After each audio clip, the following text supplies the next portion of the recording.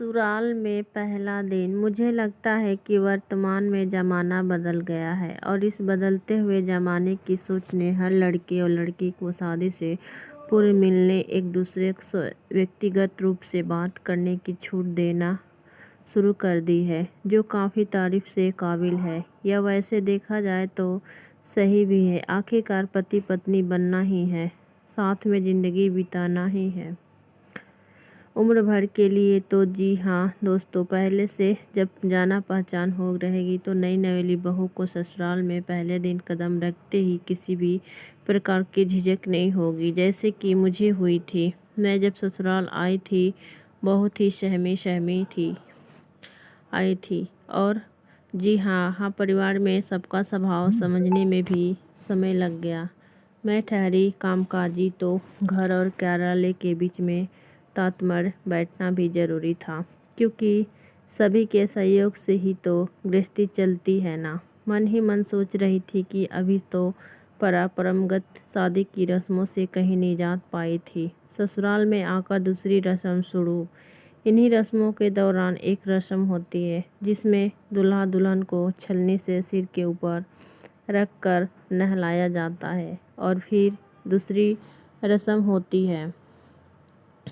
एकदम नई इस घर में ज़्यादा जानती नहीं थी किसी को और ना ही स्वभाव पहचानती थी। सास ससुर, शादीशुदा ननद, बीच वाले देवर देवरानी और छोटे देवर जिसकी शादी होनी थी, इन सबके बीच मेरे पति सबसे बड़े बेटे और मैं घर की बड़ी बहू। ननद से मेरी मुलाकात पहली बार ही होने के कारण बात करने में भी झिझक होती, ऊपर से उम्र में भी बड़ी, साथ ही ओहदे में भी बड़ी।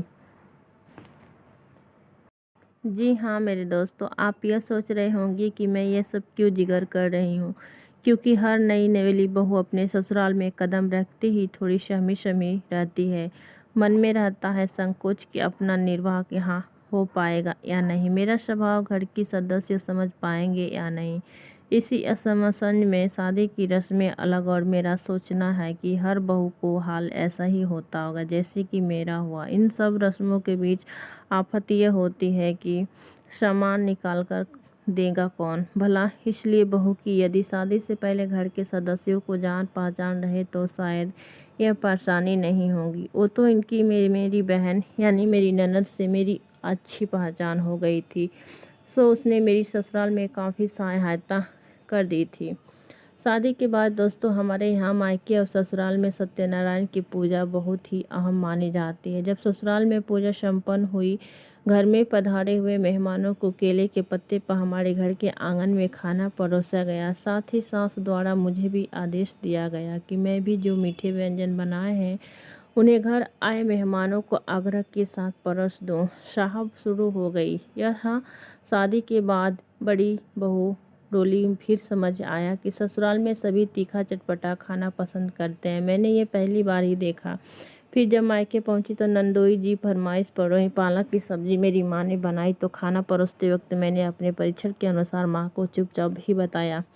बकरा बनाने के लिए, सभी परोसने के लिए सभी मेहमान मेरी तारीफ करने लगे। जनाब के आते ही बहू ने समझ लिया आपका। Thanks for watching, subscribe my channel.